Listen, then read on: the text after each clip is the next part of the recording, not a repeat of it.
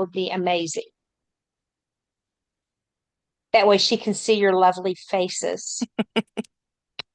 So, let me just do a couple of housekeeping things. I am going to share my screen for a second, um, as I struggle to do so, as you guys all know.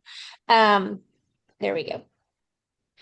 All right. Just wanted to touch base with you. And we were just talking about this before a couple of you got on, but we are at the end of the semester already because of the way it fell this year.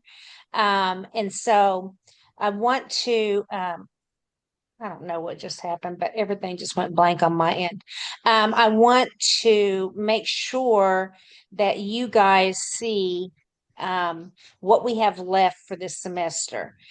Basically, I don't know why the slideshow is not wanting to work. It's just kicking me around like I'm a stepchild. Okay, so basically, um, as you're enrolling for next semester, all of you but Shelby, and Shelby's in her first internship. If you need an elective, the internship is a great elective, okay? It will function the same way as the practicum has for you this semester. Although instead of 100 hours, you have to get 300, but especially those of you who are not school teachers, um, or in some kind of a teaching role in the school, I highly recommend. I really am discombobulated a little bit because they've changed the requirements. Because I feel strongly that if you have not been in a classroom, it's important that you have these experiences as a school counselor so that you're not waysided by things. Because being an educator is not for wimps. There's a lot of things that happens. And so, anyways, but as an internship, you're going to have the same format, which I hope it hasn't been horrible for you this year, with just a few different assignments that are just expanded. Shelby, can you give a thing? How has your practicum been different from your internship? Um, I would say just personally, there's not a lot of difference for me, really. Just the assignments, they just cover a few different things, mainly the hat. Um, I feel like my experience is getting better for sure, so I'm feeling more confident in everything I do. But really depends on where you go, because I'm in my high school, I'm really struggling to get group hours, but Right. that will And vary everywhere else. and that's not unusual, because at the different levels, it's a lot easier to get groups in elementary and middle than it is in high school, because it's a different, they're credit based. They're trying to get their graduation requirements and that kind of thing. Um, but I will say that if you're at elementary now, I would go for middle or high school. You need to see the differences in the levels. And I will say also that middle school is not for wimps, because those kids have got hormones at the wazoo that they don't know what to do with. But I would love for you guys to get that experience, because I don't know. I taught all levels, elementary through high school, and then my counseling experience was all at middle school. But every level has their own little quirks, and middle school is by far the one you have the most humor and the most laughs, because Mhm. you have to laugh with them, because they are out there floundering in the dark most of the time.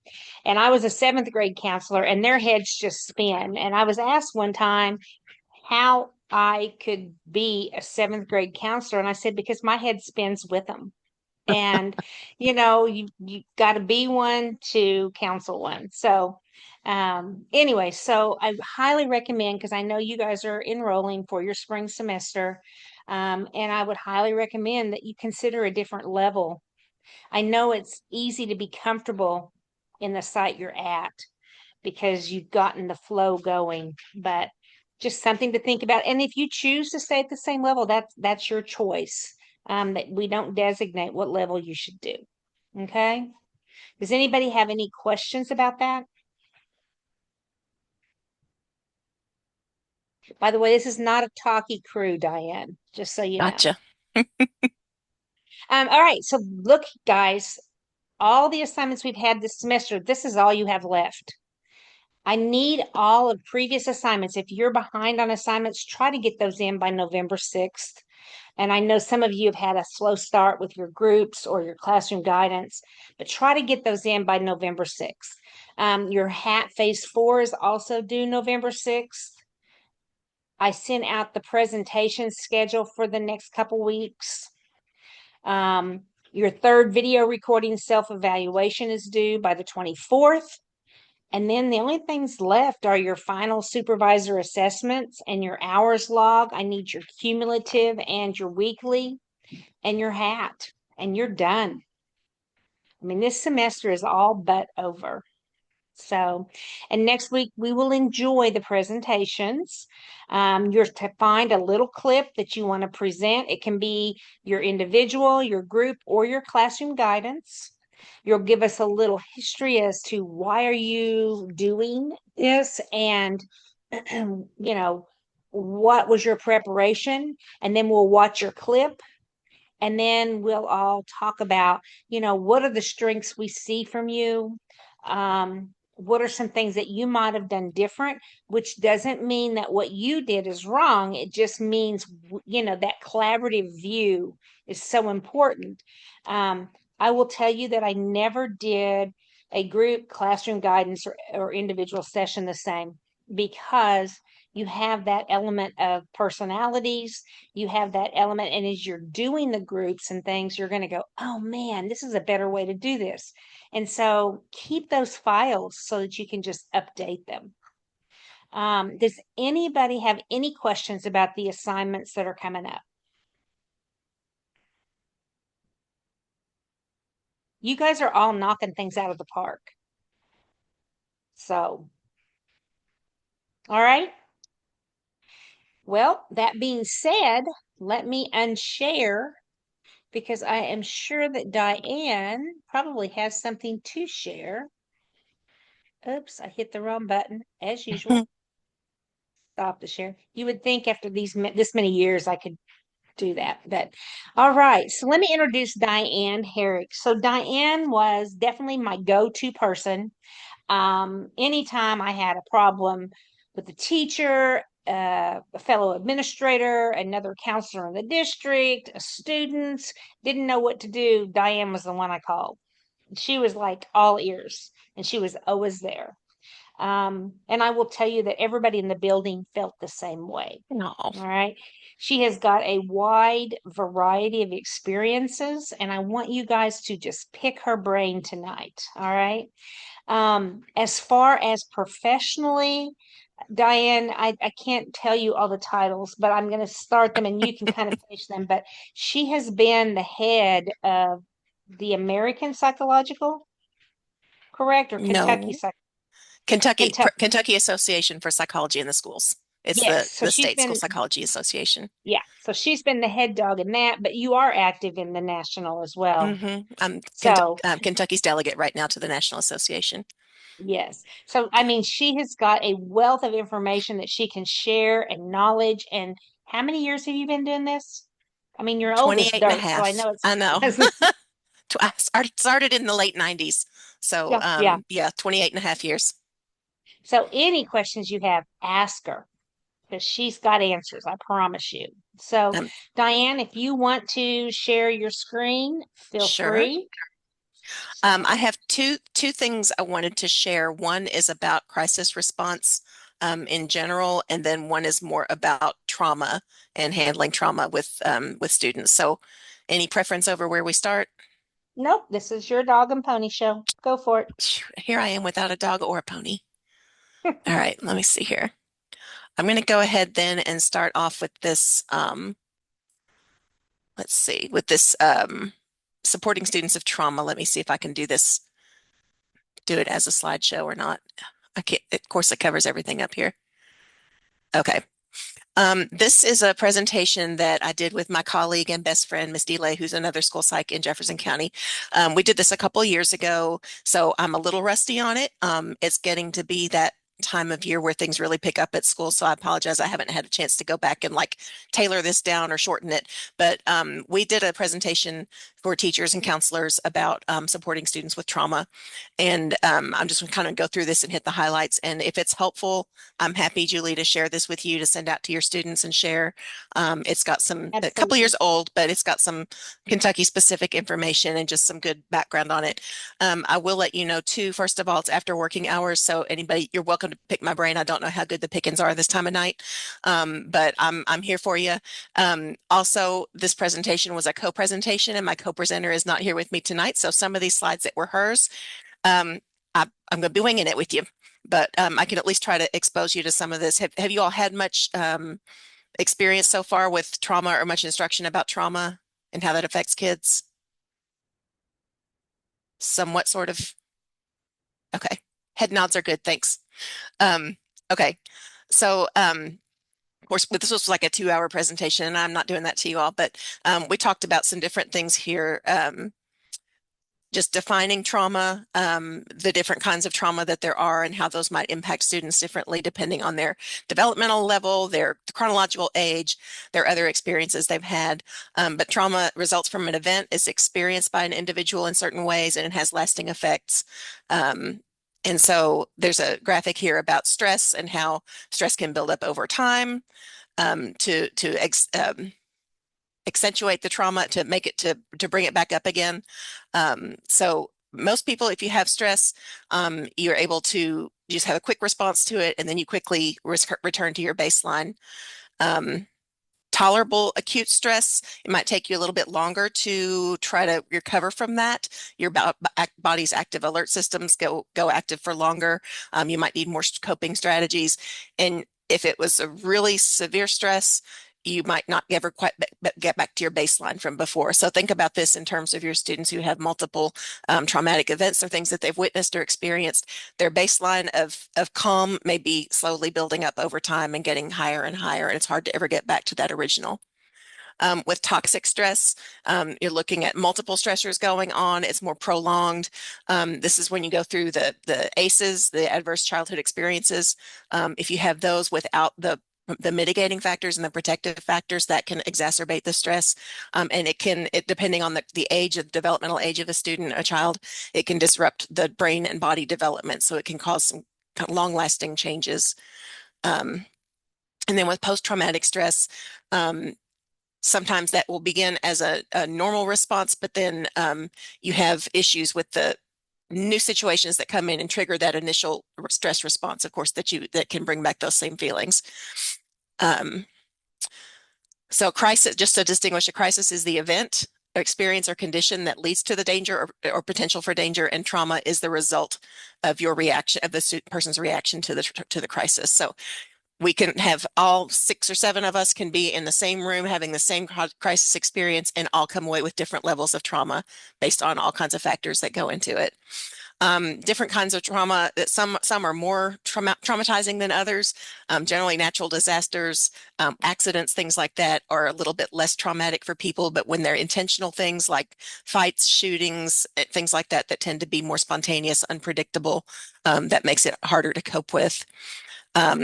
All kinds of issues here. I'm not going to read all these slides to you all. Complex trauma refers to exposure to multiple traumas from an early age and the immediate and long-term effects on the development. So it sort of pancakes itself. When you have the initial thing, the initial crisis that happened, person develops trauma from it, and then over time, those things get layered in with the changes to the brain and the body development. Historical trauma is another type, and there's just some list on here of some communities that have experienced those kinds of things that can cause generational or multi-generational trauma for an entire group of people, whether they were actually present for the initial incident or not. All different kinds of trauma references on here. The ACEs infographic here. Have you all taken ACEs or seen it? Have you had exposure to that? You're familiar with? Okay, cool. Let's see. This is just a graphic showing how prevalent childhood trauma is. It's pretty staggering when you look at the numbers here and the rates of trauma in and how, from age to age and age, and we're getting into even upper elementary students. You have people who have, almost 50% of kids have witnessed or experienced physical assault. So it's a scary kind of thing. And we have a lot of kids who mask that at school, and they're going to be trying to deal with those traumas. But I've heard so many times over the years a teacher being like, yeah, I don't know what set him off. He went from 0 to 60 and just like that. And it's usually that kid did not start at 0. They looked like they were starting at 0, but they were really probably about 35 or 40 and really holding it together all they could. So this is just, you're not expected to know all these things, but any opportunity once you get into school to know the students you're working with and the families you're working with, that'll really help you with trying to figure out how to best address their needs and how to understand the behaviors that you're seeing and the concerns that you're seeing. Remember that all behavior is a form of communication. It always communicates something, and it's our job as the school psychologist or the school counselor to get in there and try to figure out where's the behavior coming from, what are they trying to communicate, what need do they have, and how can we fill it, or how can we help alleviate the stress that they have. Just some stats about prevalence of childhood trauma in Kentucky. 1 in 5 children have already had at least 2 ACEs. 1 in 7 have experienced 3 to 8. 1 in 10 children live with someone with a substance abuse disorder. 1 in 8 Kentucky children has a parent who spent time in jail. There's a lot of stuff our kids are coming to school with that doesn't have anything to do with school, but they bring it with them, and it's up to us to try to understand that and meet those needs that they have. So this is just a graphic. I won't read it to you, but it's kind of looking at how trauma from the time over on the right hand, so you can see from conception all the way up to death, and how things can then pile up on each other and build up, and the problems can layer and affect more and more as you have those disrupted development. You wind up sometimes with more likelihood of getting into unsafe behaviors, and you have more illness, and you tend to not live as long. You have the stress on your heart, all those kinds of things that pile up. The important thing to remember, even though this is very doom and gloom, the important thing to remember is that most kids are resilient. Most kids, if they experience a crisis at some point, most will be able to bounce back. It depends on all these different functions, all these different factors on here to see how well they'll function and how well they'll be able to get back to that, how much support they're going to need from us to get back there. But the expectation is that most kids who go through a crisis of some kind are not going to be, disabled for life from it. They're not going to be permanently scarred. We have to look at all the mitigating factors and the protections that they have in place. So here's some risk factors: individual factors, family factors, community factors. I'm sure as you scan over these, you'll see some things that look familiar. Then protective factors. We don't spend a lot of time usually talking about those, but these are the things that can really help. And a lot of these are family-based, but there's things that the schools can do to help with that. We have our FRCs, our Friskies, and they can help with meeting some of those basic needs. They can help with supporting parents if the parents are looking for. So you all are in a good position when you become a school counselor to connect kids with resources through the Friskies. It's just really important to have people who care, people who pay attention to what's going on and listen to the family's needs, and then you will be able to find the pieces to plug into place. Schools as a protective factor is a big one. I know you all were talking when I got on about the SNAP money going away, and the worries and the concerns that parents have. It carries over to the kids. They're aware of it. School's the safe haven. Like they said, schools, you get your hot meal, your breakfast and lunch, you get blessings in a backpack, you get all these other kind of things going on. We don't want school to be another stressful place or another place that doesn't makes a child not feel safe and supported.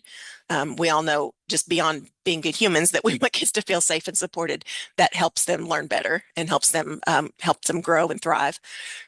So these are just some things that schools can have in place, and you as a school counselor will be attached to a lot of these things. Being able to set up clubs. I know when Julie and I worked together at Olmsted North, and they had so many clubs for the kids. Julie had kids in and out of her office all the time. She was just a touchstone for kids, and they needed to just come in and chill out, take a minute and sit for 5 minutes and breathe, talk to her about something, rant and rave about something, and then go back to class. She was excellent at that, and those kids just loved her. for doing that. And I'm sure in the other schools you've worked into, but just having that ability and that openness to support kids with meet them wherever they are with what they need. But we definitely want to make sure that school is not another place that comes down and sends them a message that, you're not doing well enough, you're not good enough, there's something wrong with you, that kind of thing. We definitely want to be supportive. Poverty, as you know, is not an ACE on its own, but poverty does help kind of reinforce the accumulation of ACEs. So it adds to hardships that make families and kids more vulnerable to those traumatic experiences or those adverse childhood experiences. So there's a link between them. There's a correlation, but not a causation. So poverty itself is not a risk factor, but it's just something else we want to keep in mind because it makes everything else a little harder. Common signs and symptoms of trauma. These are broken down into physiological, how your body's feeling, what kind of signs and signals you're getting from your body, behavioral things you might see as a counselor or a teacher, and then psychological, some of those kind of personality characteristics or those behaviors that are more in sort of how they express and regulate their emotions. So those can all be affected by trauma, again, to different degrees depending on the child and their combination of circumstances. Trauma can affect neurological and psychological functioning, both in the moment and as things develop. So we really want to try to be open to that and aware of this.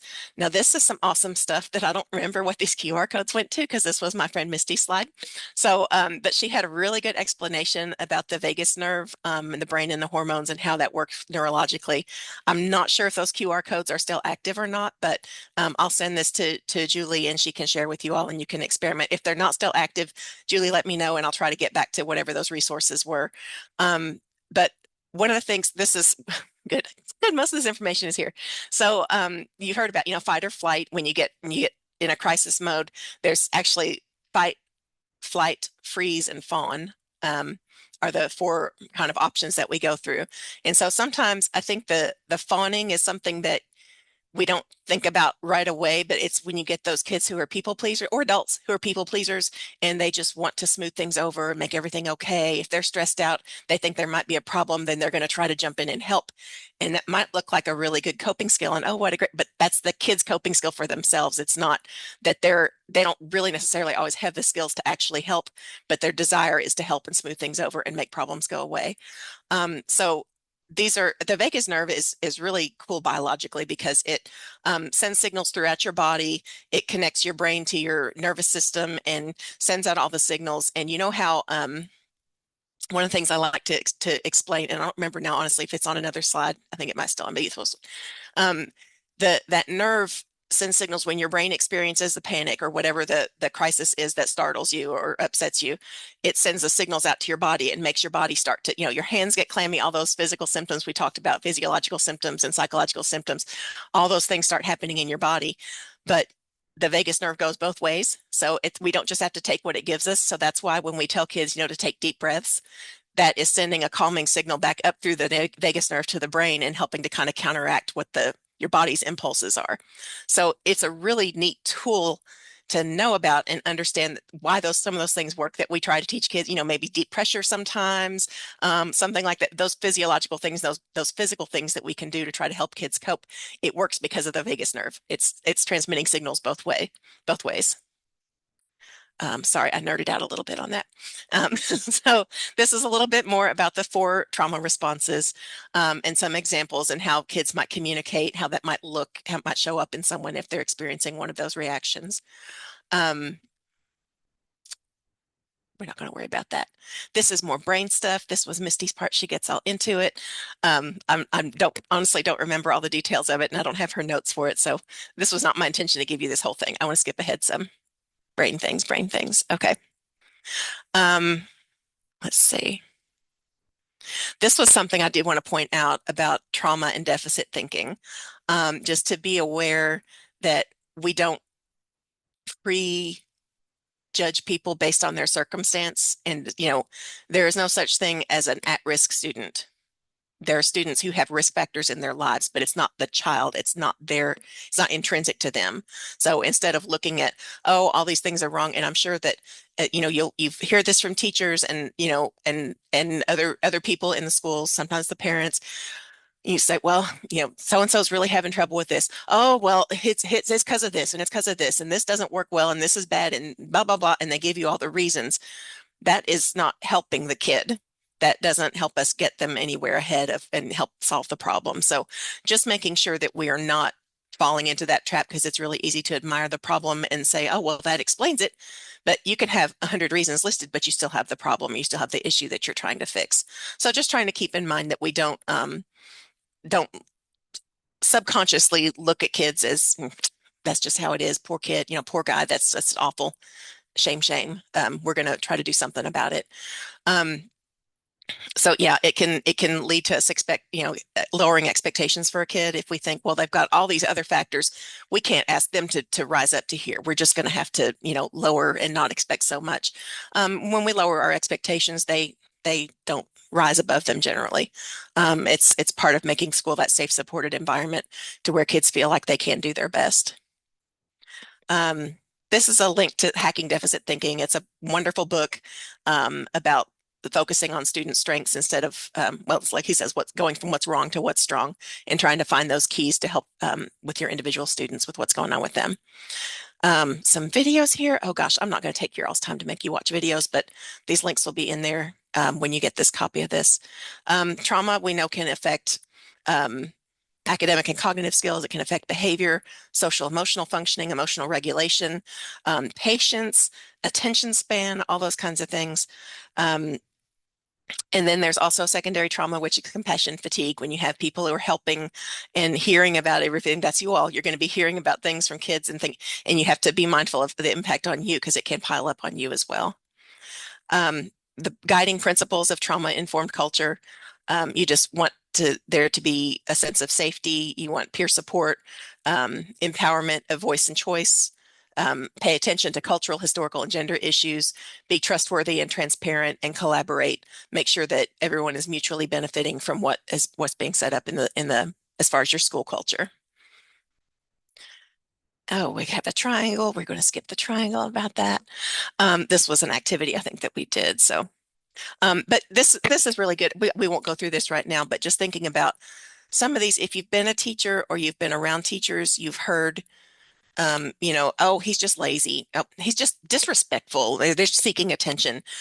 Those are all the things. That's how we tend to describe kids' behavior. But if we think about looking through the lens of their trauma, what kinds of traumatic experiences they've been through, what kind of impact have those had on them, you might see that the attention-seeking child is really just seeking a connection with somebody. Maybe they don't have those solid connections at home, and you are their best bet or the best chance for getting a connection with someone, you or the teacher or the secretary or whoever it is that they're kind of reaching out to. So just kind of a reminder to try to not use those words in the left and maybe come up with some explanations.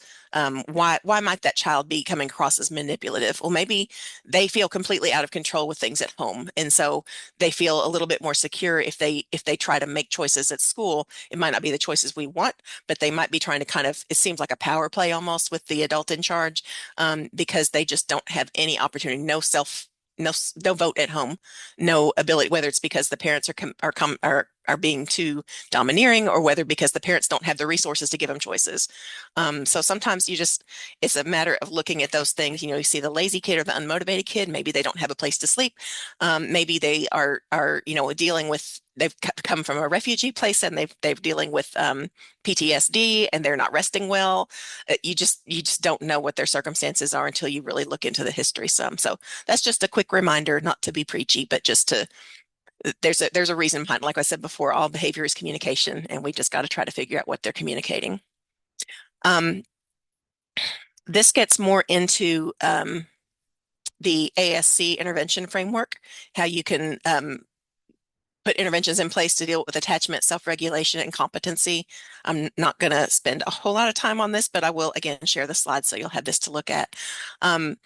There's issues here with the caregiver affect management, their ability, if I'm the parent or the teacher or the counselor with a kid, my own ability to recognize and regulate my own emotions is going to impact how I'm able to help that student, or how I'm able to communicate with the student. So just think about we each bring factors into the room just like the child does. And so just being aware of that. again, routines and rituals being consistent, those kinds of things. Affect identification. These are skills that we can actually target with some of the interventions that I think I've got in here. Let's see, teaching self-regulate. Yeah. Lesson plan there. See, this is all good stuff. Yeah, that self-regulation things, the yoga, the breathing exercises and those kinds of things can really tie into that vagus nerve and send those calming signals back. And we had some examples here from apps that you can use to help kids take mindful breaks, and whether they need physical movement or calming down or whatever, those are just some options. And I think these were free at least 2 years ago. I can't promise that they still are, but that was what we were aiming for. Competency domain is looking at helping building the skills the kids need in order to manage their own emotions and behaviors better. So it's not that we expect them to do it right away, but it's stuff that we can work on. So executive functioning is a big one, especially as it relates to school expectations. Developmental tasks, if there's things that they missed when if they had an interference at some point with a traumatic event, their neurological or emotional development got kind of had the record scratch on it, then this can help build some of those skills back in that they might be missing. Let's see.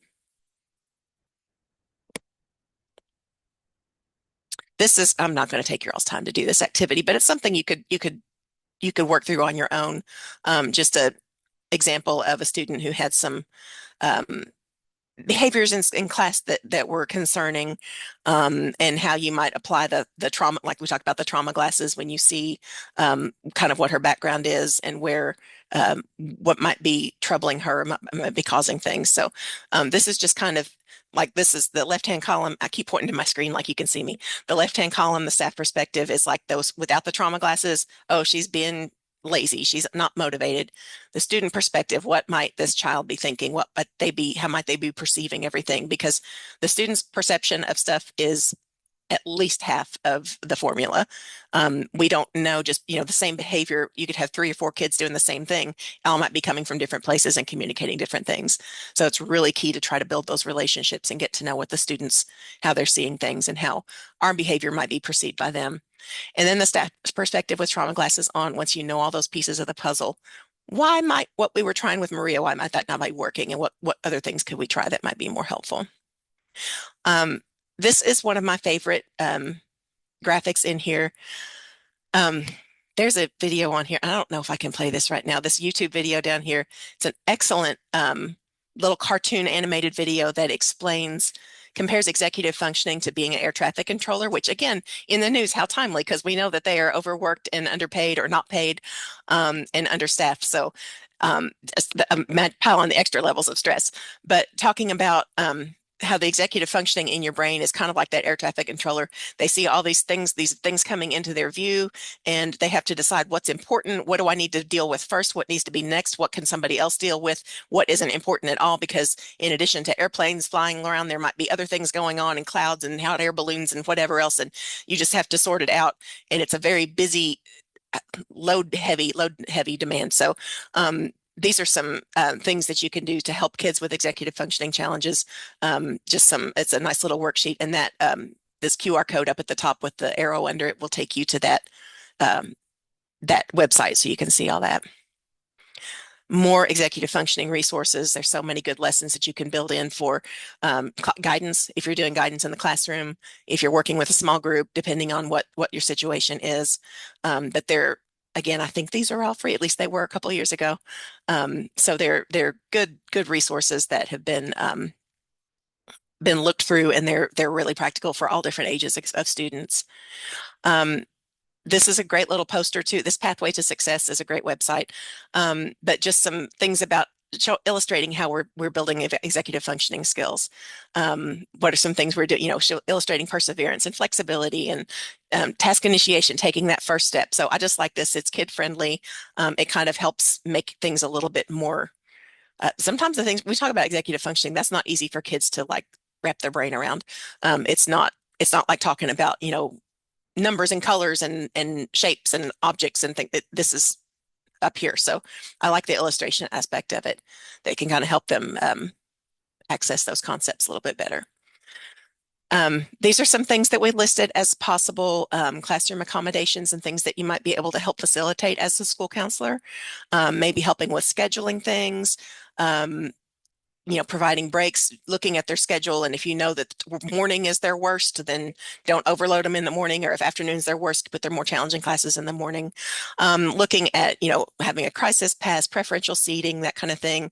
If you have a child who is afraid of being trapped and not being able to escape, you probably don't want to put them in the very back of the room where they'd have to walk around 23 other kids to get to the door if they need to leave or take a break for some kind. So then again, if you have someone whose means is to escape, and that's not a good thing, then you do want to make sure that you seat them appropriately. So it's just looking at those kinds of things. And then some ideas for assignments and tools, things you might do to help them with organization, alternate ways to demonstrate mastery. So if they're really nervous about public speaking and doing something, you can try to look at projects instead of reporting out and that kind of thing.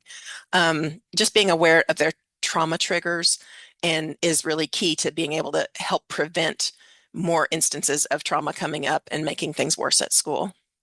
Wow, I went through that quick. Anything in there right now that you all had questions about or wanted to go back to before I go on to the next part? One thing I'd like to add, Diane, is when I'm dealing now with adults and they're having a lot of PTSD and struggles, and I take them back, I can show them that their emotional growth basically stopped during that trauma. And Mm-hmm. they're having to regain that emotional growth in order to deal with their trauma that may have been 30 and 40, 50 years ago. Right. I've got, a 71-year-old right now that we're looking back at her trauma, and she can see why she's had so much depression throughout her life because she's Mm-hmm. been stuck there. And so it's really good for all of us to recognize that each person is individual. And like Diane said, you can all see the same thing. Everybody in this class can see the same thing happen, and our reactions are all going to be different. And it has, it could completely debilitate one of us, and the other ones might say it wasn't that big of a deal. Mm-hmm. And so knowing those huge discrepancies, it's very, very difficult to see where kids are coming from sometimes. And sometimes you just need to flat out ask them, Mm-hmm. what really is bothering you? I don't think it was that Miss Anthony just yelled at you. What really is bothering you? Mm-hmm. And another thing that I used to tell my teachers all the time when they'd say they just don't respect, I tell them what to do and they won't do it. A lot of the kids today are raising themselves. They're Yeah. adults in the home. We bring them to school and we want them to be children, but they're used to making those Mm-hmm. decisions. And so they come out scrapping a little bit because now we're telling them what they have to do instead of them making the rules. Mm-hmm. And it's amazing. I used to call it backdooring, and you guys have heard me say that. But if you can come at them giving them options, they'll make the right decisions. But they're going to fight you if you're telling them what their decision should be. And so trauma's not, it's not like slicing a piece of cheese. It's tough. There's just every kid can have a different reaction to whatever you've Mm-hmm. said. Yeah, That there's what nothing routine we were about it. Nothing, Yeah. nothing. And you made a good point, Julie, I think about, adults and even older students. If you think about some of the experiences they've had when they were younger, and if they weren't in a home where they were encouraged and allowed to express their feelings and share what made them upset. If you had somebody who just a parent was for whatever reason because they didn't understand or they were too stressed and traumatized on their own to be that supportive parents who just say, "Oh, suck it up, it's not that bad," and they dismiss those feelings. So that's the voice. That's what the kids keep hearing throughout their lives. And you get into be older. You might have somebody who's 17 or 18, and they got stuck on something that happened to them when they were 5. They're not going to be thinking it all comes back to this when I'm 5 because they keep hearing, get over it. It wasn't that big a deal. But they're not outside of themselves enough to recognize the impact that could have had. So that's where you come into play. Not that I'm trying to pressure you or put all this burden on you, but this is where your knowledge and understanding of this can help. Because it's true, they're not that inward focusing, especially if they didn't grow up in a home where they were able to express their emotions, or if they're the oldest child and they had to be a co-parent with their parent to help take care of the younger ones, they didn't get to experience that sort of less responsibility that being a kid brings with it. They just can have all kinds of different ramifications for kids as they get older. So One of I the guess things I do tell, oh, I'm sorry. Go ahead, Jamila. I had a question. So like what do you do? Because as counselors, like if you have someone that is like if you have a student that is constantly like disrupting class and you know they have trauma, Mhm. but they're still doing the same thing where they're a disruption in class. And so what do you do? Because it's like you have to like hand them down a consequence at some point. I think, And yeah, go ahead.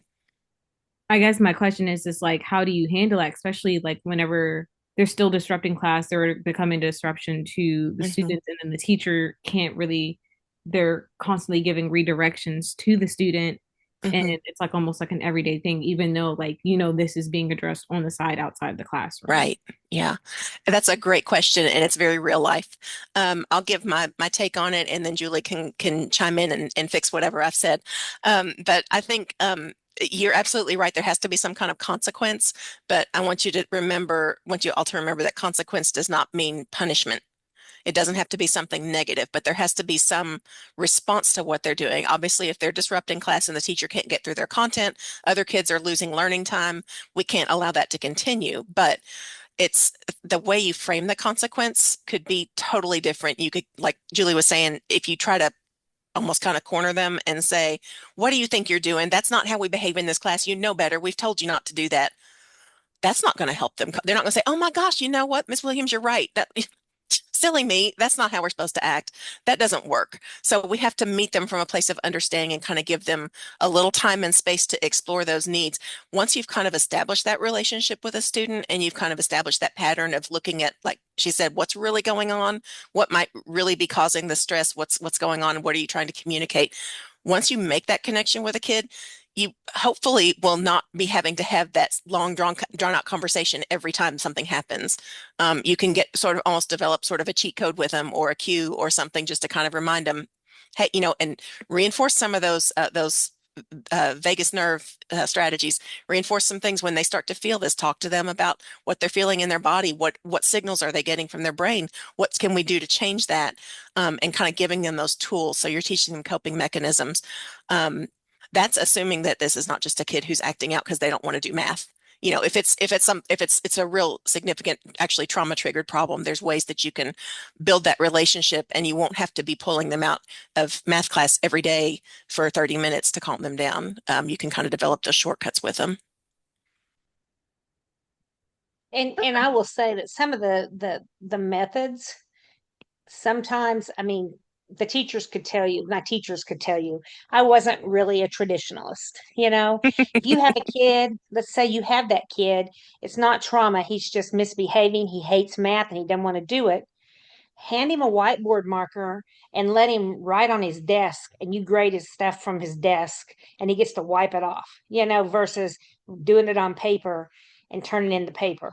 I used to walk around with the clipboard marking off the ones that they had gotten right as I was coming by, because kids like, I mean, let's face it, they like graffiti and stuff. Writing on your desk with a whiteboard marker, bringing in old socks that have holes in them so they can wipe the desk off, is a heck of a lot easier than arguing with the child during the day, Well, Mhm. or and I, like I said, I used to say back door, but like I would give them two options. I'd say, okay, I'm going to give you a couple of options here and you can choose one.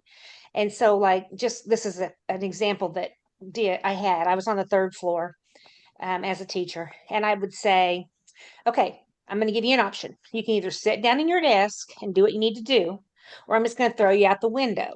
You choose. And then they would giggle and sit down and do what they were supposed to do. Whereas if kids have trauma and you say to them, sit down in your seat right now, their immediate response is, or else what? Mhm. You know, because they're used to fighting their way out of things.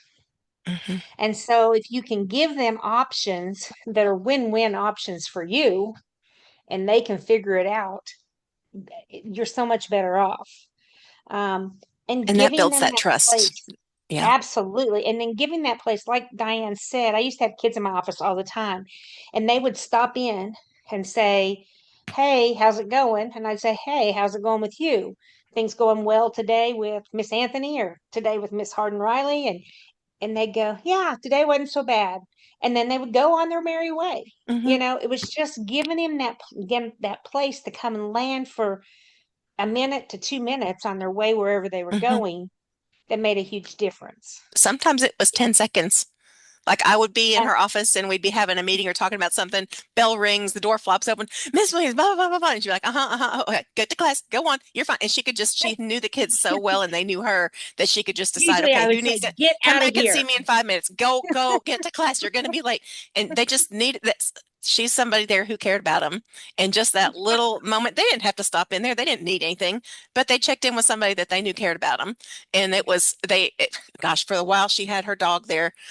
She brought Bruce to school for several weeks. I can't remember if it was months or Oh weeks. no, he was there for about half a year. Was it Yeah, half a year? Okay. He yeah, was yeah. awesome. And the kids would just come in and they just like the door would bust open and they all be like, I just want to pet Bruce. And it's like a little assembly line of kids coming and just petting Bruce. Hey, Bruce, hey, and then go on to class. They just need it's that little break. It Mhm. gives them a chance to talk. It gives them a chance to be out of the crowding of the hallway, and just kind of touch base with someone who's safe. And Yeah. she was really good at reading people and knowing what they needed. Yeah, and I completely understand that, but I'm mostly talking about like when it comes to like the classroom setting in itself, Hmm. because like I understand like, we'll have those moments where they come in, stop by and have those chit chats, but at the Hmm. same time, like I don't want to make it seem like if like the whole with the I know Miss Williams talked about just like the whiteboard thing, and Hmm. like again like not, I don't want to make it seem like we have to cater to them, but then you also have like other students that'll be like, oh well, they're doing it, why can't I do it? And so Yep. like of course we have those who have like ECE plans or Hmm. like 504 plans to like Hmm. accommodate them in areas like that, which is like understandable, but at the same time like there are 28 kids and like, oh well, he's doing it, why can't I do it? So I'm going to do the same And thing he's doing so I can do this. And it's almost like, Jamila, let me stop you and say, why can't they do it? Writing the problem on their desk is taking nothing out of anything. So if you have your little thing and you're check marking the problems that they're doing, the rest of them they can take and do at home on paper. But you don't have to cater to kids with behavior problems. You have to make options that can work for everybody in the class and they have the same equal opportunities. right. And I'm not saying like it's like a catering thing, but at the same time, like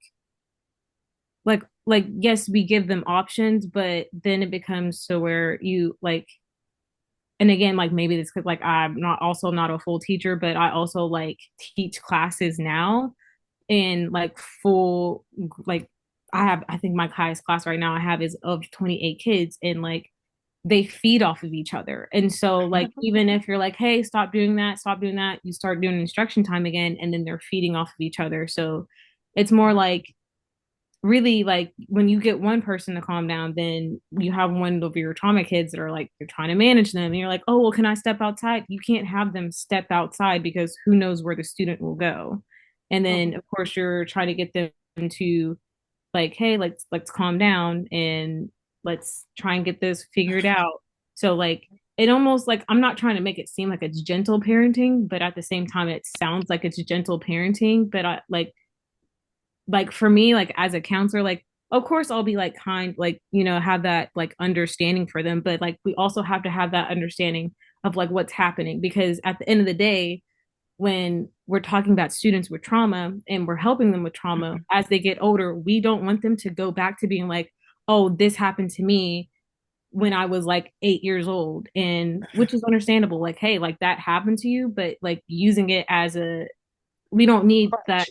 where it becomes like trauma becomes an excuse as to what their actions are. Like, Right. oh, I'm only Absolutely. doing this because this is like because of my trauma. But it's like, hey, we're assisting Hmm. you with this trauma and we're having these small groups. or we're having these individual counseling sessions, and so what's working and what's not working, but I see we're making progress, but somehow we go back in the classroom and we're Mm-hmm. doing the same thing, and then, oh, it's my trauma. But yes, we're addressing that right now, Mm-hmm. so we shouldn't be Mhm. using that fully as like a coping Right. mechanism, or like as an Yeah. excuse as to why are our behaviors like that 100% of the time. Which, again, I'm not trying to dismiss kids that have trauma. I just don't want to have them continue to use that as a crutch. They As still need to be able to grow. Yeah. right. They need to, Absolutely. we meet them where they are, and we can't just keep them where they are. We have to give them those strategies and teach them some skills to help them grow beyond that. Right. So that's Absolutely. where it's a multi-part thing. It's not just let's give them an alternate assignment or give them a choice for doing that, but we're also going to be trying to work on, what are some things we can do? And not that you all are going to be doing therapy in schools. I know you're not equipped to do that. You don't have the time or the place to do that, but you can work on some of those things, executive functioning, once you get to build a relationship with the kid and figure out, what is your body feeling? Help them explore what's your body feeling right before you erupt out of this class. What are you feeling?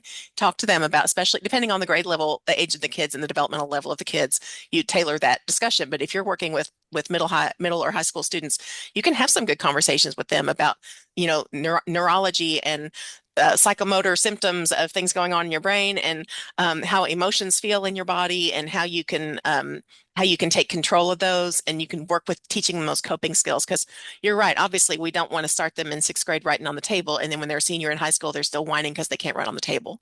But we don't want to continue to make excuses. So it's a two-part act of being understanding and recognizing where they're coming from, and then also helping them build the tools they can use to get beyond that. Those are really good Absolutely. questions. Good questions. Absolutely. I want to, do you remember Brody, Diane?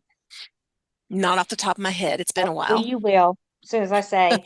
So we had this kiddo, and I'm sure as an adult now, he has got a severe mental illness. And he would get really upset in the classroom, and he would really kind of become violent. He would throw things, do all kinds of stuff.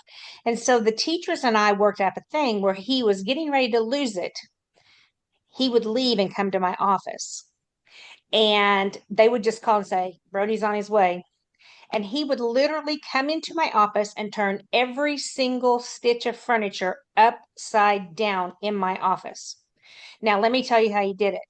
He would take whatever's on it, set it on the floor, then he'd turn the table over, then he'd turn the chairs over, just gently, right? Security would come by and say, Are you okay? And I'm like, I'm fine. So he'd turn everything in my office over because he was very frustrated. He was struggling. And so when he'd stop and just kind of sit there, I'd say, Are you done? He'd say, Yeah. I said, Can you put it back? Okay. And he'd turn everything back up. And then he'd go back to his classroom and deal with it. But it Mhm. was a way to help him diffuse so that he didn't totally disrupt a classroom. And it Mhm. didn't bother me a bit. I'd just sit there at my desk and keep working while he was turning everything gently upside down. And I'll tell you, when he left, it was all exactly where it started, right? Mhm. Um, but that's how we started it. But as he became an eighth grader and moved on, it was happening less often, and he was able to deal with things in the classroom better. And so it's not that you're giving them a way out, you're helping them learn to develop those skills that they can work through things on their own, you Mhm. know? And so once everything was back in place, we'd have a little talk. What could we have done different? What do you think that did in the classroom when you were really getting angry? And so you use them as learning processes, right? Mhm. And as an eighth grader, I don't know that he ever went into Miss Lockard's office and did that. Although the eighth grade counselor was very aware, he had learned to control that somewhat. Mhm. And Mhm. that happened with his special ed teachers and happened with his regular ed teachers multiple times. But it was always quite humorous because everybody was like coming back to my office just panicking. Oh my gosh, are you okay? I'm fine, just go on, But that's you the thing. He know? wasn't throwing things, right? He was just No. carefully so he was getting Yeah. that movement break in. He was getting that proprioceptive input, doing some heavy work. It helped relieve some of that frustration that he had in his body. And over time, I mean, if that's what he needs to do right now to help work out physically work out that feeling or that frustration, he can find replacement behaviors, or you can help him find replacement behaviors. You can have him, stand up and go to the back of the classroom and lean against the wall and do wall push-ups or something like that. Much less disruptive, less missed class time, but it still gives him an outlet to get that physical release from it. So there's lots of good options. But yeah, I think that's a really important point, is that it didn't go on forever. He did not go on to high school and continue to gently flip chairs over when he was frustrated. um, he did develop better. And I think Jamila, you had said something about, the other kids. What is that? That's not fair. How come he gets to do that and I don't get to, and all that stuff. Are you all know about the Band-Aid lesson for teaching fairness? No, what's that Have you one? heard of that? No. It's often done in elementary school, but it could totally work in middle school, also maybe even high school. When, oh, that's not fair. Hey, how come he gets to do that and I don't get to do that? Whatever that this is, whether it's eating lunch with the principal, or going to lunch bunch with the counselor, or getting extra uh, iPad time as a reinforcement, all those kinds of things. And so um, there's a kind of a lesson that teachers can do in the classroom, or even you as a counselor could go in and do as guidance, with talking about, what's fair, what's not fair, what do you think, what do you think fair means, and all that kind of thing. And then you say, okay, everybody just take a minute, close your eyes, and imagine that something has happened at recess and you're hurt. Something, so you had some kind of an injury. Tell me, just take a few minutes and think about what your injury is going to be. Don't tell anybody. And then you call the kids up to the room. Okay, Brody, what happened to you? And he comes up and he says, I fell out of the swing and I broke my leg. And you go, oh, I'm so sorry. That must really hurt. You take a Band-Aid out of the box and stick it on his arm. Next kid comes up and, oh, I think I busted my lip, or I've got my stomach hurts. Oh, I'm so sorry. That must be awful. You put a Band-Aid on his arm. You keep doing this with each kid. And they're like, that doesn't help me. I broke my leg and you're putting a Band-Aid on my arm. And you tell them, everybody needs different things. That's why, Band-Aid is the same. Band-Aid is not going to fix everybody. And so you can just kind of use that as an illustration. And then that can be kind of a keyword to go back to if kids are getting out of control and talking about that's not fair. Just Band-Aids, just to remind them, not everybody has the same needs, and some people are going to need something different, but we have to give everybody what they need. So it's just kind of a cute little way to do that. And you can Google it, about Band-Aid fairness lesson, I think, is probably what you could look it up at. There's different varieties of it. But it's a neat way to just kind of make it silly, but also kind of drive home the point. It's all about, you take a kid. One of the things they used to do to me as a teacher, because I had taught special education for a while when I was at Westport Middle, and we would do state testing, I would end up with all the EBD kids in my room. Okay, because they had to put them someplace. And literally, I would had a little apron, like a construction apron, and I would go through during state testing, and I'd put a little M&M on the desk, and I would just go to every kid. But if I saw one of my EBD kids really starting to fidget, I'd make sure I put one on their desk. Kids do anything for one M&M, and they would make it through the test, and they would do well on the test. It was, I was up, I was moving the whole time because I was watching to see which of those kids was starting to fidget and getting ready to have a moment. But, the thing is that over time, you have to do it less and less. Yep. At the beginning, you may be doing it every few seconds, but by the time you have worked with them, it could be every few minutes, or they can make it an entire period, with whatever it is. And it's a matter of, and I'll tell you that I fought a lot. I didn't fight with them, but it used to aggravate me because I would hear all the time, well, what are you teaching them? Well, what I'm teaching them is they can control things for longer periods of time if they learn to have greater gaps in the positive reinforcement you're giving them. And positive reinforcement goes a lot longer and a lot better than negative reinforcement. Yeah. Because those type of kids, if you're using negative reinforcement, some kind of a punishment kind of thing, they're going to go off and you're going to get nowhere. And so anyways, but that's my classroom as a teacher. That's what it used to be. I used to end up with those kids in my classes. If they were going to move a kid out into regular education for a period, it was my class that always came out. And I taught math. So it wasn't like it was an easy subject. It wasn't, social studies or whatever. They would put them in my class for math. And so anyway, so it's every kid is different, every Mhm. instance is different, and every trauma is different. And you just have to take them where they're at and move them forward. Um, and you're going to have a lot of failure, Yeah. but you're also going to have a lot of success. And it's not And usually I'm going going to to go as say, quick as you want it to. exactly. And I'm going to say one more. One of the things I used to do with kids who had a lot of frustration and would really get upset with the teacher or whatever. And I always say Miss Anthony, because Miss Anthony was a strong Black woman who it was my way or the highway, but she loved those kids through and through, right? And they knew it. And They so knew it. they would come in and they would be so mad at her, and I'd listen to them. And so I would teach them a technique of, okay, you're really getting frustrated. Take a piece of paper, tear it into little pieces to relieve your frustration, and then go throw it in the trash. So one day, Miss Anthony calls me and she says, "Did you just tell Joey he could tear a piece of paper up in my class?" And I said, "Yes, I did." And she says, "Well, he needs to come pick it up. It's all over my room." And meanwhile, Joey had come to my room. And I said, "You know what, Joey? I am excited that you tore up that piece of paper. Can you tell me what you did with it?" And he told me. And I said, "What were you supposed to do with it?" He said, "I know." And I didn't say anything else. And he walked back to the room. He didn't say anything to Miss Anthony. He picked every piece of paper up, put it in the trash, and sat back down and started working. You know, it's a work in progress. Mhm. And you have to take and teach them techniques. But if any of you played sports, you didn't learn how to shoot baskets by just going to a game. You had to practice it. Mhm. And that's exactly what it's about. It's helping them practice the skills. Sometimes they're going to miss every shot for a while, and you're going to be going, "Oh my gosh, come on." But they're going to eventually start hitting one, and they're going to feel that success, and it's going to build. As long as they keep And it, taking the shots.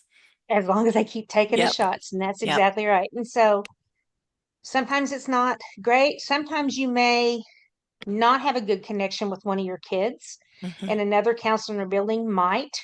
Or we had a band teacher that was really good with the rough, tough kids. She was in the military, and they loved her to death. And so, if it was a kid that I didn't have a great relationship with, sometimes they would go down to her, you know, and she Mhm. was excellent with them. So you've got to Mhm. explore and find those opportunities. Mhm. Every kid can learn. Every kid can process and get through their trauma. But it's Mhm. not an easy battle sometimes. It's sometimes it's war after war after war. Yeah. And so you just need to work on, in psychology, we talk about successive approximations. You want the kid to be here, and they are here. So what is the first step we can get them to take? Little bitty step to get closer. And you just want to get closer and closer and closer. And it usually takes much longer than you want it to. Sometimes they'll have a breakthrough and it's awesome, but it takes a long time to get there. But that just because you aren't there yet doesn't mean that and I'm sure you all hear that from teachers too, talking about academics. Oh, well, I can't read. They're 3 years behind, and by the end of the year, they need to be on grade level. Well, that's really realistic, but let's see what we can do to get them closer. So it's the same kind of the concept for that.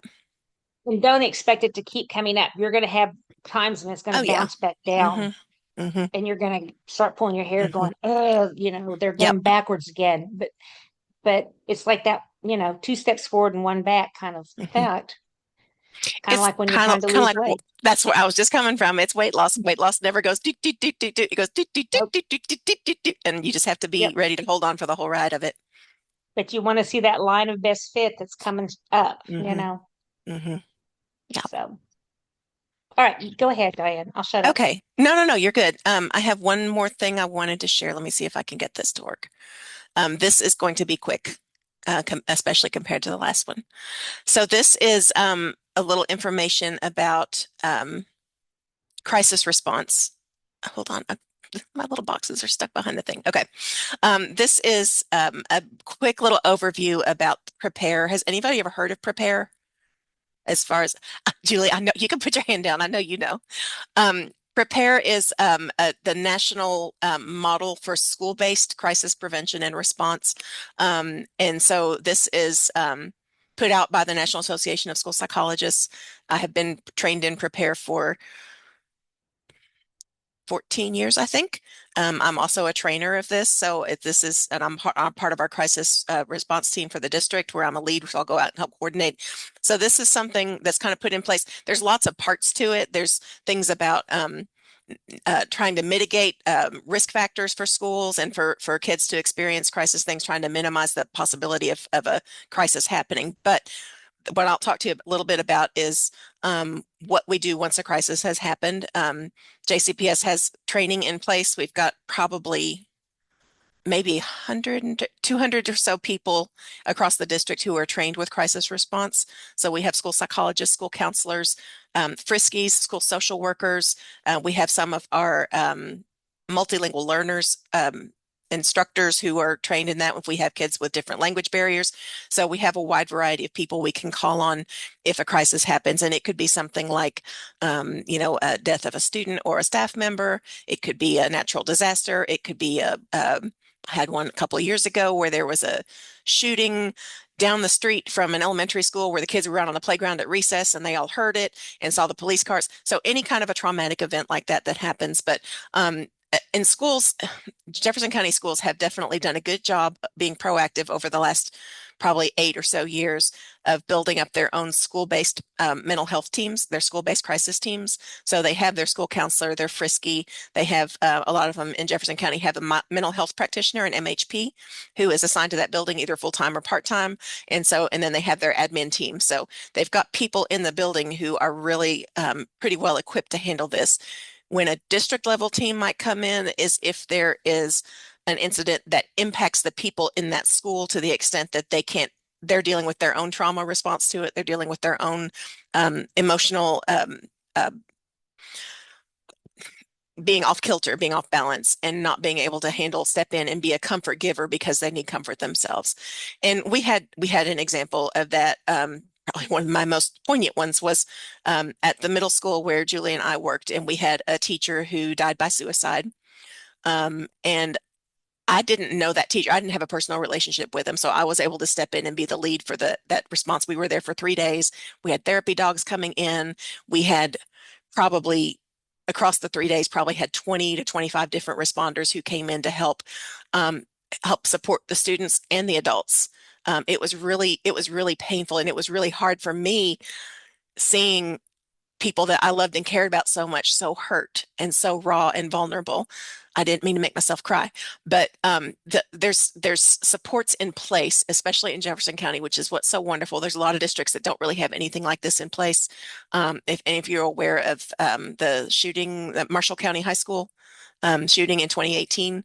It got a little bit of publicity, and then the Parkland shootings happened in Florida, so it kind of lost its publicity of it, which is like publicity is the wrong word, but there wasn't much coverage of it. But they had absolutely nothing in place. They had 4 lovely school counselors in that high school who had no crisis response training. They were impacted. They had no connection set up with the community mental health providers. Nothing was in place. And so we had a team. I'd say there were probably close to 100 people from surrounding counties and across the state who came in shifts and helped support them through that. That happened in late January, and I think we were there through the end of April in some capacity. So I'm saying all this not to like get you to give your money to NASP. That doesn't help me at all. But if you have an opportunity to get prepare trained, if you wind up working in Jefferson County, you will have that opportunity. Please take it. It is a wonderful training. It's very comprehensive. It is built by and for school people. So it's not a situation where you have, the state police come in and say, well, this is how we're going to handle it. It's not a military approach. It's a school approach that takes into account kids' developmental levels, kids' chronological ages, all the circles of impact on some, how close someone was to a thing. It looks at the factors of who was right there and witnessed it. What are their connections to other people? There's this whole framework for how we kind of assess a situation, figure out what kind of response we might need to do and what kind of team we need to pull together to do it. So when you have an opportunity to do this, please get the training, even if you don't feel like, especially right at first, like you're comfortable doing crisis training or crisis responding, get the training so at least you'll have a little knowledge about it in case something happens in your school. I think it's just invaluable to know. And I know Julie was part of that team, and went out on several responses at other schools. And it's just a great way to support each other.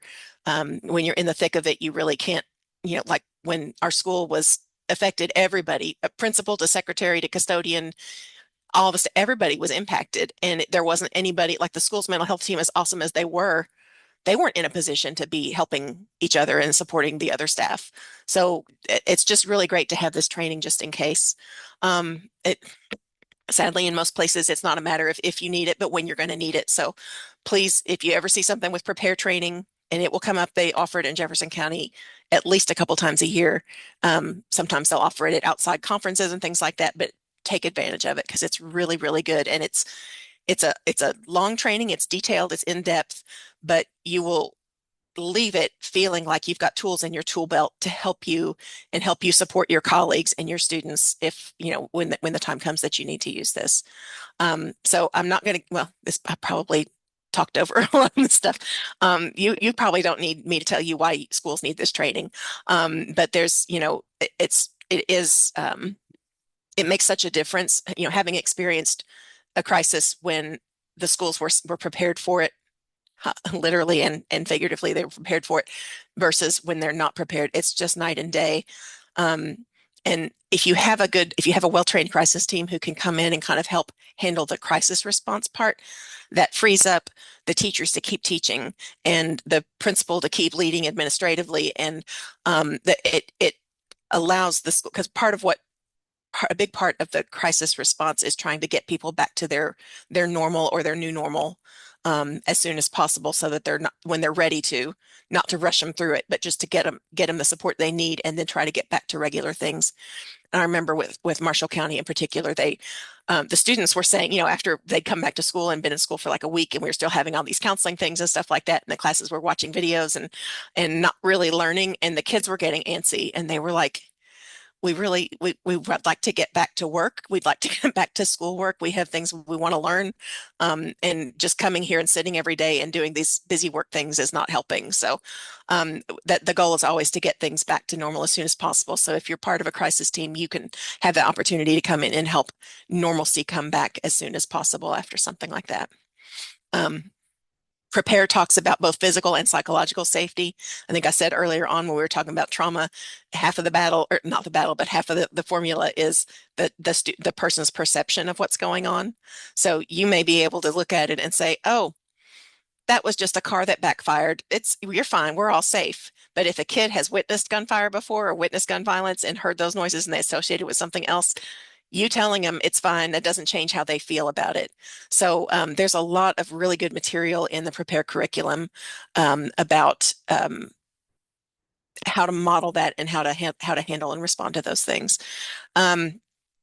This is just a really quick overview about what they look at. Workshop 1 is, I'm not trying to make a commercial for it, but Workshop 1 is more for like district safety teams, because it kind of handles more the things like the physical layout of the school and the safety things you have in place, like having your doors locked and have a buzzer system with a camera, all that kind of stuff. And it gets on into some of the specific things, talks about tying in with EMTs, police, any kind of other emergency people who might be involved. And then Workshop 2 is really the meat and potatoes of it, as far as where you would come involved as a mental health provider. So this is a 2-day workshop when you do it, but they talk about psychological triage. How do you assess where the biggest need is, what level of need, if it's something the school can handle versus something you need to bring in a district team or a regional team, a statewide team like we did with Marshall County. What kinds of crisis support, they run you through all that so you're familiar with all these different kinds of things that you can do. How to help with long-term recovery, how to handle things like memorials, kind of do's and don'ts about if someone has died, and you have people all the time with the best of intentions, and they'll say, oh, you want to, wait, let's do this, let's plant a tree, or let's dedicate the football field, or let's do this and that. And there's really good guidelines that they share with you through this about, if you do something for one person, you have to do it for everybody. So you can't have, you can't have a big response for someone who is really well known and a star on the basketball team, and then have a little bitty response for as far as memorializing someone for someone who was less outgoing. There's lots of really good stuff in here, guidance about not spreading the trauma beyond the people who are already and individually affected by it. Really, really good resources about that. There was something I was just going to say, and I've forgotten what I was going to say about. Okay. It'll come back to you if it's important. So this is kind of a little sales pitch for it, what Prepare can do for your schools. But you'll find if you do wind up taking a position in Jefferson County that this is a well-known program. Principals, once they've experienced it in their school or they've had some kind of involvement with it, they're really supportive of it. And they will be more likely to release you from your workday to go help another school if they need it once they've seen it. But there's been a lot of good word of mouth, positive word of mouth about Prepare. And again, I can tell you, it just makes you feel better and more competent and less panicked when something does happen, because you have sort of a framework in mind, and there's a formula almost to follow, and you can figure out how you need to meet the needs and what resources you'll need to do that. That's boring stuff. There's a thank you. I'll leave you there. So any questions that you all have about crisis response in general, what that might look like, how it works in Jefferson County, anything about any experiences any of you might have had in a practicum or an internship or anything like that, anything you've been seeing that worked well or didn't work well that you want to ask about?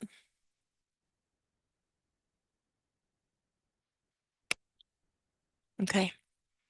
It really is suitable for any kind of situation.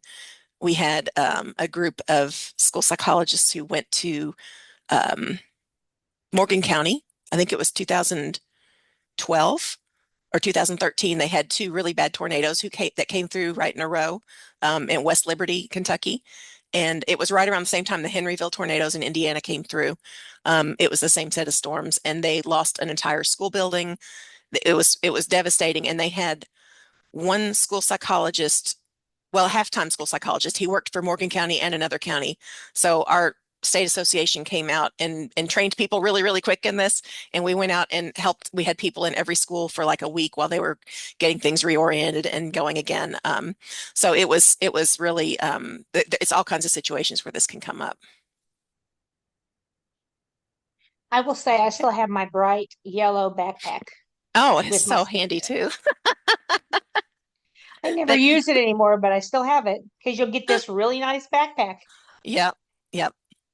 But a lot of good tools to use, and it just I think it makes you a better support for your schools and your students to have that kind of training.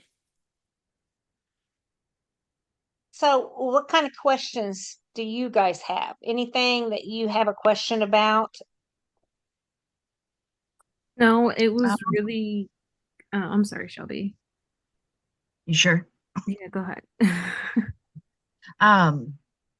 This was more for the last presentation. But how do you deal with the teachers who who give up on the kids, basically? How do you work with them? Sometimes that has to be an administrative issue, I think, because as the counselor, you're not their supervisor and you can't tell them what to do. So you can offer guidance and you can offer strategies. Sometimes you have to work with the student around the teacher. There might be scheduling changes that have to be made. You might have to have a principal intervene and say, look, we've got to do this. So I'll let Julie handle that because that's really a better question for her. She had those relationships in place. Well, one of the things too, that my school was a lot different than a lot of the others because the counselors were directly telling teachers what needed to happen. That's not the case at most schools, but I had an administrative team where we all did everything. But you're going to run up against us, and I shouldn't say older teachers, but primarily older teachers that really should retire, that are set in their ways and don't want to make those modifications. I was not a big proponent of making a schedule change because there was a conflict between a teacher and a student. However, if that teacher's not willing to work with a student that needs to have that extra TLC, I would make the change. And I would go to the whole team because at the middle school level, you had a team of teachers working with the student. And if the student was successful in all the classes but one, and it was definitely a teacher issue, I would probably move them to the other team, um, at least for that subject. And so it's different for every single instance. But as a counselor, and Bill Perkins talked to them last week about getting hired. But his thing was, and he was a school counselor for a while, his thing was, we were there to speak for the kids and be the kids' voice. We weren't there to play nice with everybody. We were there as the liaison to help that child. And so sometimes you have to make decisions that aren't easy decisions as to what's best for the child. And it may not make you popular. So, Thank did you. that answer your question? Yes. Jamila, did you have? Mine was for the trauma, or not the trauma training, but the crisis training and stuff like that. Um, you Diane, you said they usually have them like once or twice a year throughout JCPS. Mm-hmm. Like, do they offer their training like right before, like during like JCPS school time, or like right before like school gets in session, like when all the admin goes back to work Yeah, in and the I'm not July sure. I time? don't think they have it on a set schedule, but they will offer because we had a new person take over that branch a couple of years ago, and she's still kind of tweaking some things. So I think that they do offer it during the school year, like during the like where you'd have to take days from school to go to it. But then they offer, I think they do some on professional development days too, like some of those Okay. back to school days and things like that. Can you do it like in grad school, even if you're like not a school counselor just quite yet? Or do you have to That's a basically great wait? question. I think you could go ahead and do it. I know that school psych grad students are able to do it. I would think that school counselors would too. As far as how and where it's offered, I know Jefferson County will offer it to their employees, like I said, at least a couple of times a year. But then as far as like just open offerings to people who aren't employees, I'm not sure how that's set up. I know some of the co-ops, some of the educational co-ops throughout the state will offer those at times. There's an awesome person who used to be a school psych in Jefferson County, and now she's working with the co-op. I'm totally blanked out, but in Shelby County, she's with that co-op now and she's in charge of crisis response. So she offers trainings throughout the state. So I just I don't know why I'm blanking on her. OVEC, that's what it is. I just see it's because it's past my time.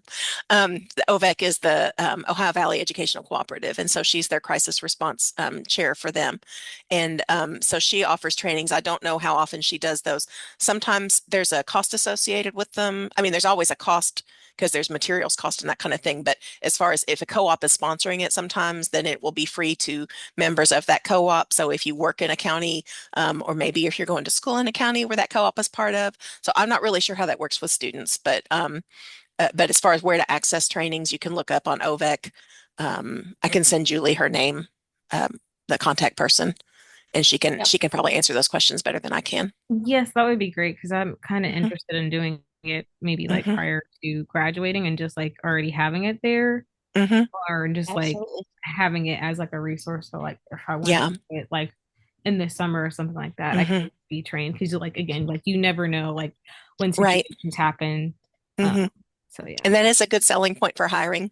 You can put that on and let them Absolutely. know I'm prepared trained in crisis response. That helps. Because if any principal or a group of hiring to interview team has heard of it and they are aware of how beneficial it is, that'll be a score in your favor. So And yeah, I will Julie, yeah, say go ahead.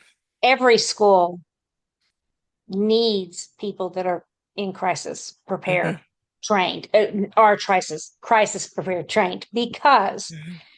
there may not be a huge crisis that affects the whole school, but you are going to have crises that you can use these tools to help you deal with, whether it be in a certain classroom or a grade level. Um, I mean, it's invaluable, the things that you get and the tools you get to work with that. I still use my training as a mental health therapist, Mhm. and I'm not in the school anymore, and I still use them. You may not get a cute yellow backpack though. Probably not, but it's okay because it's like a kindergarten child-sized backpack, so it doesn't really hold a lot, but it is cute. Okay, I still want the backpack. I want to be able to wrap the logo If and be like, when you get I'm look me trained. up, when you get hired in Jefferson County, I have a backpack I will give to you if they're not still Yes, giving them out. So remind me of that, send me an email, and I will get you a backpack. yes, yes. I have at least one I can give away. Taylor, did you have a question? Yes. So kind of you were talking about the whole Marshall County thing Hmm. for other counties to support them. And so I had a question about if you're a counselor and you're the only one at your school. A lot Hmm. of elementary schools will only have one school Right. counselor. And so kind of manage your due diligence to your own kids versus a Hmm. situation in where obviously there's a large need as well. I'm sorry, you froze up just a little bit. I want to make sure I understood the question. Oh, sorry. That's okay. Yeah, I was kind of saying, how do we manage as a school counselor kind of like our due diligence to our own Hmm. students and kids that we work with versus like obviously a very high need Like a for district another, level or something. yeah, Yeah. on a district level. Yeah.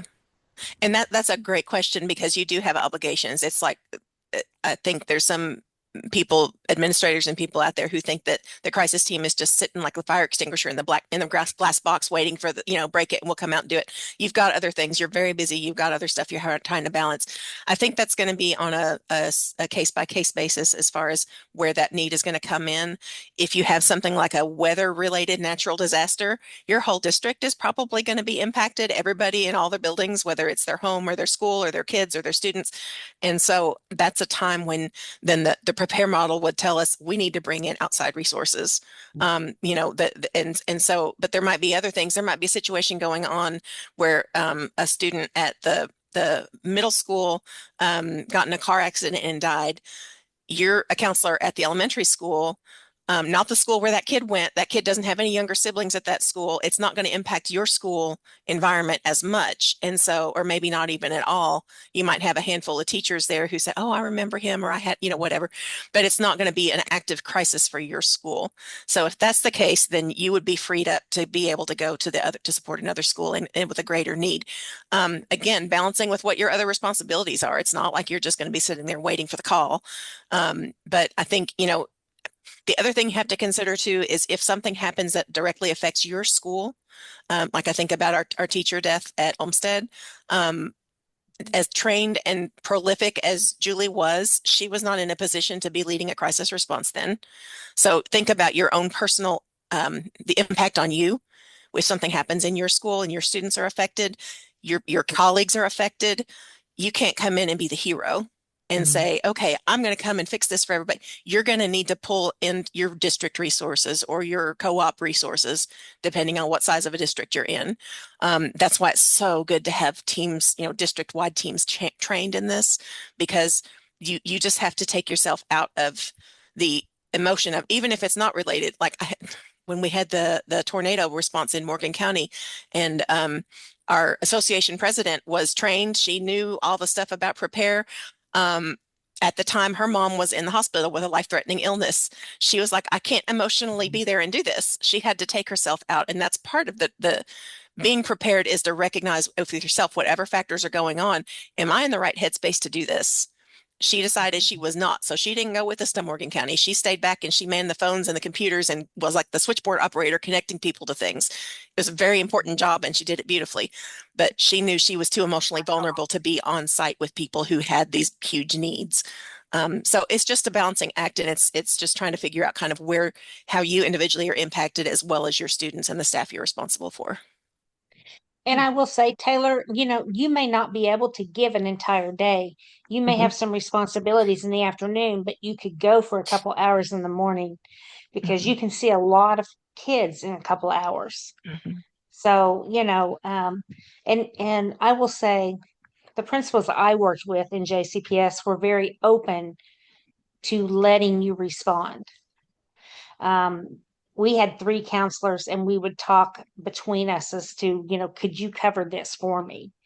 And as an elementary, you're right, there's usually just one, but maybe you could just go for a couple hours here or there to help because it all counts, Mhm. every bit of it.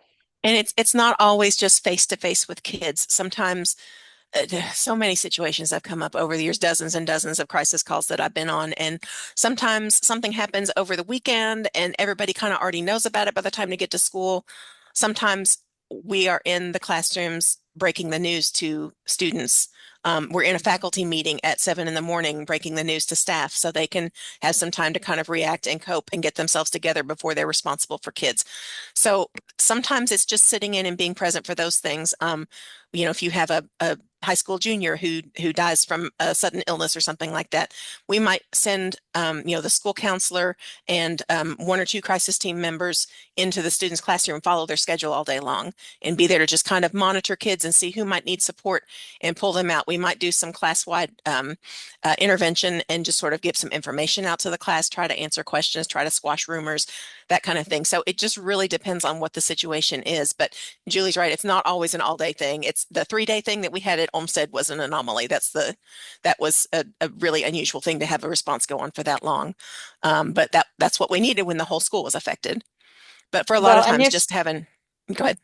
it's like at Olmsted, this teacher was a coach, an engineering teacher, the athletic director.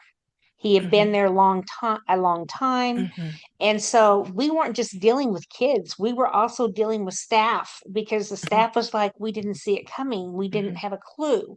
And he left behind 2 small children and his wife, who was not having any marital problems. I mean, there was just nothing that could Mhm. have predicted it was going to happen. Yeah. And so we needed all the support we could get. And as a school counselor, I mean, I was there, but I was putting out fires Mhm, and sending kids in to the people. mhm. And it's just that's just part of it, trying to um, step back and let somebody else handle the big stuff so you can deal with those small fires going on. Mhm. And we were impacted too, Yeah. you know. And even like you said, the classes that he taught, he was the only one who taught the engineering. He was the robotics club sponsor, all these things that kids had on their schedule. So now they're going into an empty class, had to get subs for that and Substitute. figure out what are we going to do with the schedule. You can't just grab an engineering instructor off the street and say, here, you're here now. Yeah, it was a lot going on for that time. So that was an unusual one. But a lot of the times our crisis responses are smaller. I feel like our school teams have gotten stronger. Our school mental health teams have gotten more experienced and they have a good sense of things. And so the district level team is just kind of there to help offer guidance and support, help them be able to do their jobs. It also depends how much you might be interacting with kids if you go to help at another school. If it's an elementary school, you can be prepared for kids to come right up to you and talk to you. Middle school and high school, they want to talk to people they know. They don't trust you. They're like, I'm glad you're here, but I really just want to talk to Ms. Williams. And they'll go talk to the people that they know. So in that case, the crisis team is more kind of supporting her. What do you need from us? What can we do to help you? Like you said, let her handle those kind of issues that she's best equipped to because of the prior relationship she has with the students or the staff. So, And I will say the following year, we had 2 brothers who were murdered yeah. right at the end of the year. And so we had to pull in people to help with that as well. Mhm, And it was a completely different atmosphere than the other one, mhm. because it really was those kids that were affected because they were in that friend group. The teachers who had them in class, I mean, they had been at Olmsted their whole life. They were 7th and 8th graders. It was what, 2 or 3 weeks before graduation, It was just a promotion to couple of high days before school. graduation, I think, Yeah, yeah. wasn't it? And It was very so, close. yeah. And so it was just a whole different Mhm. atmosphere, Yeah. but we needed that help and they were there in a heartbeat. So, yeah. When you're dealing with cities and kids from cities, and people think it's just the West End or the South End. It's not. It's in the East End. It's in the North End. You know, It's all people the are very ends. mistaken. Yeah. Yes. And Yeah. I'll kind of be honest, and Diane may disagree with me, but West End, South End kids seem to deal with things a little better than those North and East End hmm kids because they're not used to themselves as much trauma hmm as the West and the South Yeah. kids. Yeah. They've just developed kind of some coping skills and recognized, hey, I've been through this before. This is not the first, kid at my school who has died from being shot or whatever the situation is. And they kind of know the drill almost. And it's, if they don't have a personal relationship with that student, then they're less affected than, think about what you see, if you ever watch the local news and it's like, how much coverage does a shooting in 27th Street get as opposed to a shooting in over on Chamberlain Lane in the northeast part of the Yep. county? Like it's Yep. different. It's different the amount of coverage they get. So it's it can be the shock value of it is part of what contributes to people's reactions and perceptions of it. So but yeah, Absolutely. we try to minimize the shock part and go into one other thing I want to mention too, as far as the coping skills and stuff. We did sources of strength. Have you talked to them about that, Julie, at all? They have not. No. Oh, And that's if you have amazing. sources of strength is a suicide prevention program, but it's not the ones that you're used to. It's about building peer mentorship and helping kids identify their own coping strength, their own coping strategies, where they get their sources of strength from, what resources they have to tap into, helping them identify trusted adults in the building. It's a beautiful program. We did it at Olmsted for, I want to say 2 or 3 years Carol is in before I charge of that, left. Yeah. the counselor. And it Yeah. was amazing. And they've got it for elementary, middle, and high school. So that's another thing. If you just to add another little nugget to your platter of things that you're dealing with, if you have an opportunity to get trained in sources of strength, I highly recommend it. It was one of the most fulfilling things I had ever done in my career. And I was just involved on the fringes of it. But it's a beautiful program that really helps kids build resilience and be models for each other and help other kids access the resources that they might need. So, And I will say, we've talked previously in the semester about professional development and what should you take. The things that we're talking about tonight are critical to have under your belt. And another one is, and I'm going to put you out here on the bus, Diane, but Diane is kind of one of the head people with the LGBTQ acceptance through the district, etc. If you want to talk a couple minutes about that, Diane, that would be amazing. okay. Didn't surprise me. The Jefferson County has an LGBTQ advisory committee at the district level that I've been a part of since it started, and I want to say that was 2015, 2016. I'm not exactly sure. It is made up of, I think we have about 12 to 15 people on it. The person leading it, the chair of the committee, is an elementary school principal. We have teachers, we have counselors, psychologists, all different role groups of people within the district, and to help kind of come together. And then there's subcommittees from that overall committee that work on building student supports, offering supports and education and resources to school staff. The part of it that I've been most involved with is having an LGBTQ liaison for each school. They used to be called different things, but a couple of years ago, the board decided every school will have an LGBTQ liaison. So we said, okay, we'll call these coaches liaisons now. And so we don't have them at every school yet, but it's just kind of a point person who is the person that someone can go to in that building, whether it's an administrator or a parent or a teacher or a student who has a connection to the district level team, who has a connection to resources that are vetted and reliable and helpful and age appropriate. We offer trainings to the liaisons throughout the year. There's professional development they can go to that gives them. It kind of started out of thinking, how are we going to get schools' climate to adapt and to be more supportive and not be accidentally or intentionally excluding certain families or certain kids. And the realization that, if I come in as an outside person to your school and I come to your faculty meeting and I say, you need to do this and this and this and this, that comes across very differently than if the counselor or the speech pathologist or whoever at the school says, this is what I'm learning. This is what I'd like to see us do. So we decided we wanted to get sort of allies within the buildings who could help take some of the training and the materials we have and take it back to the staff to help build climate and supportive culture there. So that is also something that is out there in the schools. It does not have to be, you don't have to be a mental health trained person to do it, but counselors are a great fit for it. Like I said, we've got speech pathologists as liaisons. We've got classroom assistants, like kindergarten assistants. We've had preschool people go through it. We've had all different levels, because it really is another one of those factors that it's out there. It affects. There's going to be people in your school who are part of that community, either through themselves or through their family members, and so it's another positive way to get involved. So what I'm going to do is I will post the two PowerPoints that Diane presented. I will give you her contact information because she's amazing at answering emails if you have, come up with other questions. And so I will give those to you. Does anybody have any questions before we go? Okay. On your timesheet, go ahead and put 2.5 hours for tonight. And then in the chat, I put to reminder, Ari, Morgan, and Shelby, you're going to present next week. If you have any questions about that, because you're setting the tone for everybody else. First of all, I'm just totally excited that Diane was here because I miss her shiny little face when I'm having trouble. And just when I she miss comes yours in too. So I'm going to leave you, Diane, with the joke, just because I always do jokes. Absolutely, let's do it.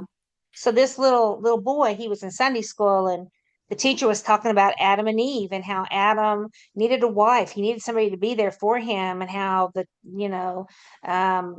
he decided to create Eve from Adam's rib. And the little boy was just enthralled. He was, like 6, 7.